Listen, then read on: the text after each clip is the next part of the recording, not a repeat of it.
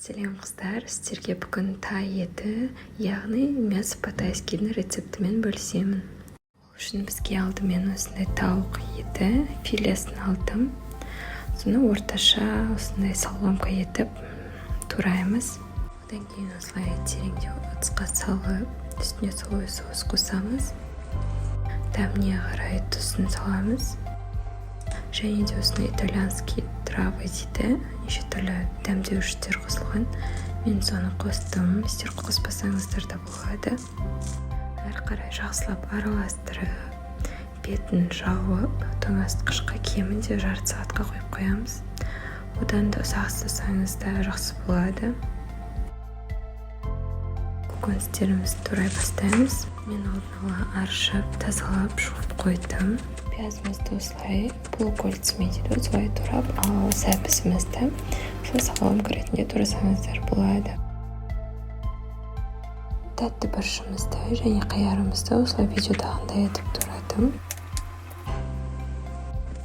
Енді кезекте тоңазытқышымыздан етімізді алып, қызып тұрған тапамызға саламыз. Соусын бәрін құямыз. Осылай лезде көпіріп, қуырыла бастайды. 1-2 минут сайын жақсы етіп араластырып отырамыз. Асты жабыспау керек. Қатты жабысып жатса, кішкене ыстықтай су қойсаңыздар болады.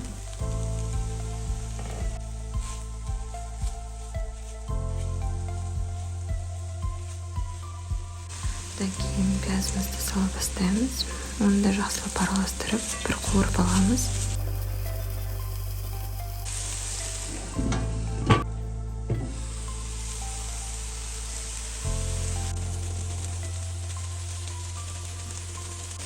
Одан кейін сәбізімізді саламыз, жақсылап араластырамыз.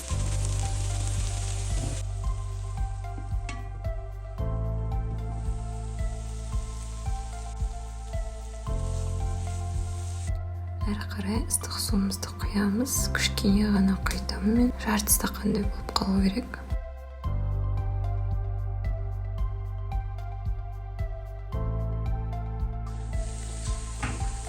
Мен 15 минуттай жақсылап пісіріп алдым.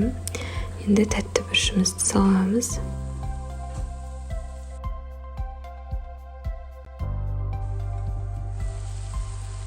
Енді кезекте дәміне қарай тұзын саламыз. Сосын жақсылап араластырамыз.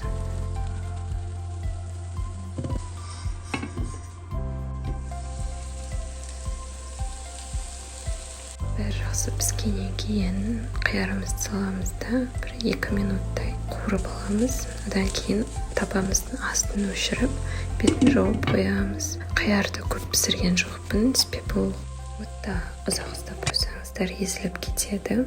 Сондықтан бетін жауып, кішкене бұқтырып, өз буына піскен дұрыс болады. Кейін күрішімізді жақсылап жуамыз. Тапамызды отқа қойып, үстіне күнбағыс майын құямыз. Жақсылап қыстырамыз да, үстіне күрішімізді саламыз. 1-2 рет қуырып аламыз. Одан кейін осылай ыстық су құямыз. Бетін кішкене жапса жетеді. Араластырып, тағы да бетін жауып, баяу отқа қойып қоямыз. Күрішіміз пісті. Енді осылай ыдысқа салған кезде кесемізді салқын суға жуасақ жақсы болады. Тез түседі видеодағындай. Тағамыз пісті. Мен рецептімен пісірсеңіздер, тауық етімен өте тез дайын болады. Әрде подачасы өте әдемі болып шықты. Мен видео ұнап жатса, лайк басып, каналыма тіркеліп, мені қуантуды ұмытпаңыздар.